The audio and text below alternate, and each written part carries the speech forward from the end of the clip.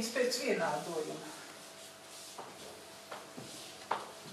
Satiecās uz aprēķinu pēc vienādojuma.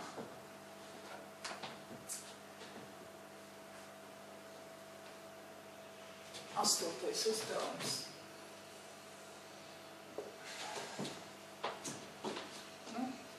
Tā kā tekstu uzdevums, skolnieku parasti saka tekstu uzdevums. Jāuzraksta vispirms vienādojums, protams. Etīns, etīns, ogļūdeņradis un īns galotne ir alkīniem. Trīskāršo saikļu satura. Tātad ir alkāni, alkāni, alkēni, alkīni.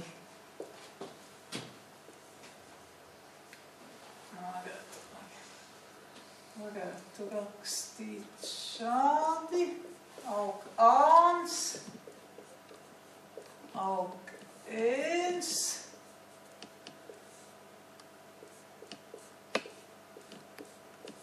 alkīns.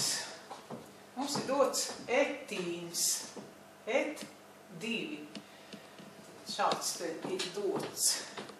Varam rakstīt gan šādi pareizāk, jo saites ir starp oglekļa, nevis starp ūdeņraža atomiem. Pievieno ūdeņradi plus H2. Tikai sākumā nav teikts, tas jāprēķina, cik daudz ir ūdeņraža, jo reakcija var notikt tikai vienā pakāpē, tas pievienoties 1 mols ūdeņraža, tad mums iznāks. Un šoreiz uzrakstīšu šādi. CH2, CH2. Bet var pievienoties 2 moli ūdeņraža. Var pievienoties 2 moli ūdeņraža. Un tad mums iznāks alkāns, etāns. Nav teikts, kas ir jāiegūst. Tāpēc vajadzētu izrēķināt, vai ūdeņraža pietiek šai te reakcijai, vai ir 2 moli ūdeņraža uz 1 molu etīna. Kas mums jāizdara? Vienmēr atslēgas tas skaitlis, kas jāatrod, tas ir molu skaits, N.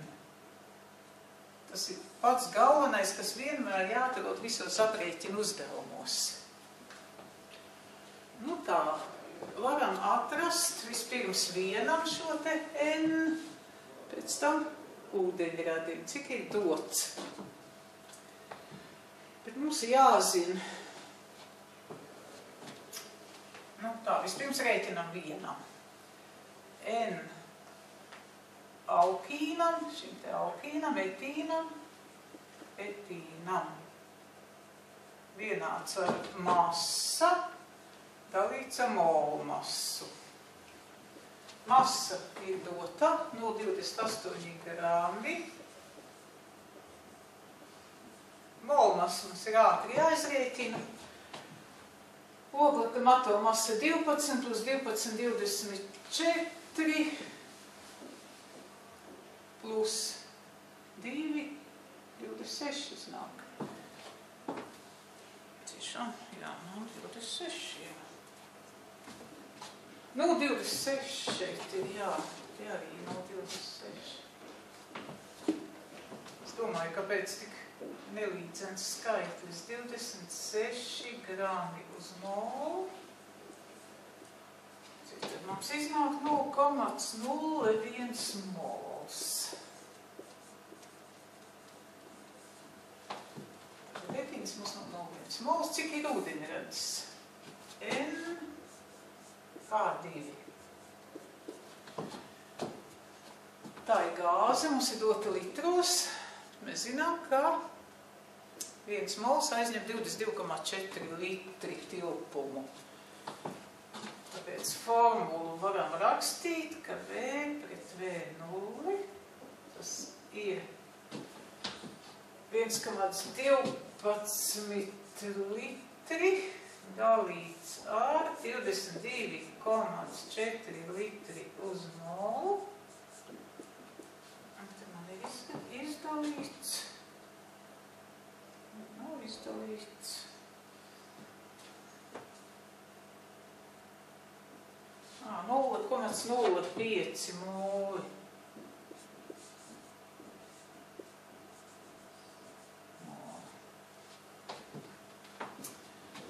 Tad mēs redzam uz 0,01 molu etīnai 0,05 molu, 5 reiz vairāk. Tad faktiski iznāk šai reakcijai, varētu rakstīt šo reakciju un rēķināt pēc otrās reakcijas. Iegūtā produkta masa jāprēķina. Paskatāmies molu attiecību.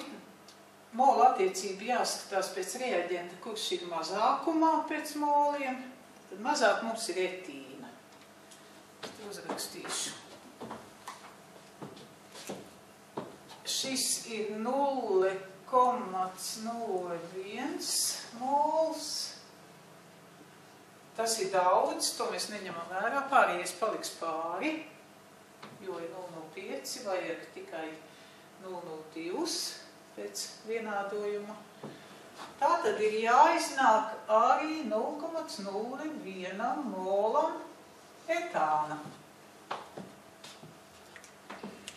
Atliek izrēķināt, cik tas ir gramu. Masa jāizrēķina. Jāizrēķina masa. Izrēķina masu. Masa etānam ir molu skaits reiz mola masa.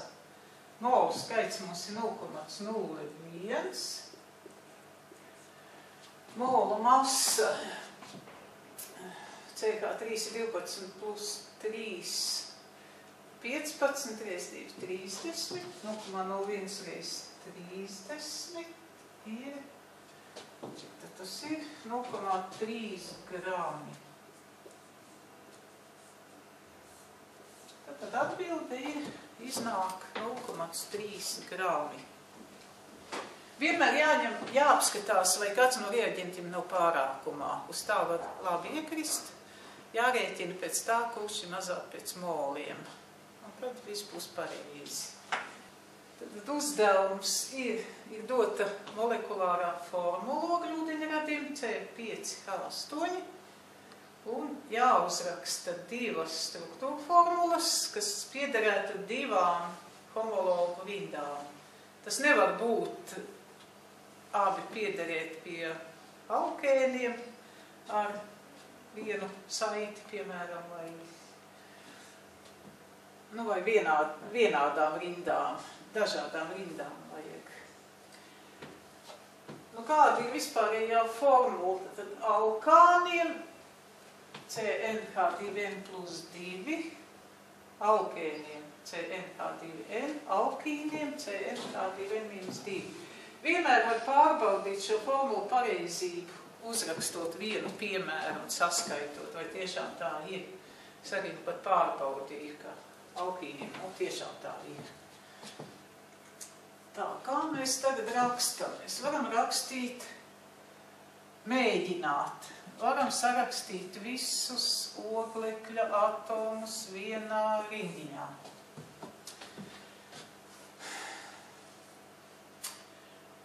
Kāda tad te atbilstu drīzāk CnH2n mīnus 2? Principā atbilst šādai formulai. 10 mīnus 2. Varētu būt alkīns. Uzrakstam. Ieviešam šeit vienalga, kurā vietā nav teikts. Ieviešam trīskāršo saiti. Pārējās vērtības līdz 4 aizpildam ar ūdeņraža atomiem. Tā visu ūdeņraža atomus. Tā, saskaitām. 5C ir 1, 2, 3, 4, 5, 6, 7, 8. Te arī varam saiti ievilkt. Tad viena formula mums būtu. Tā, bet jāpieder ir pie dažādām klasēm. Mēs nevaram trīskāršo saiti pārvietot citur arī atbilstu. Ko mēs vēl varam izdomāt?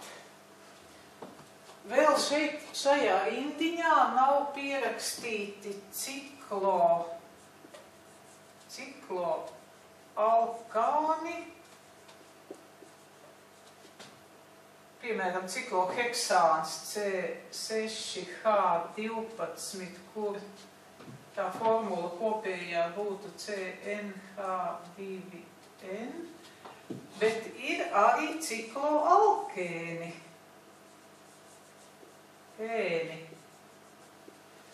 Kur kopējā formula ir CnH2n-2, jo dubult saite uzreiz it kā aizvieto divus ūdeņraža atomus.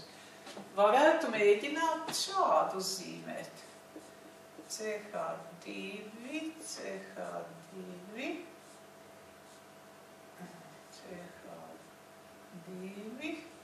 kaut kur jābūt, piemēram, šeit ieviešam dubult saiti, un šeit paliks tikai viens ūdeņradis. Saiti rūpīgāk. Visur ir vienkāršā saits un divkāršā skaitam. 2, 4, 6, 7, 8 atbilst C5H8. Tā, vēl mēs varētu izdomāt vēl vienu struktūru. Es te rakstīšu vēlreiz. Kas būtu, ja divas dubult saites uzrakstītu? Tie būtu diēni. 1, 2, 2.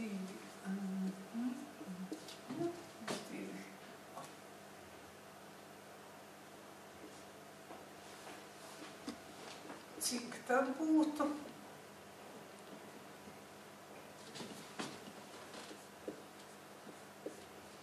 1, 2, 3, 4, 5, 6. Cik tā mums te iznāca? Šeit vēl vienojag. Pie ogliku jābūt vienmēr 4 saitēm, cītīgi jāskaita vienmēr. 1, 2, 3, 4, 5, 6, 7, 8. Jā, arī iznāk.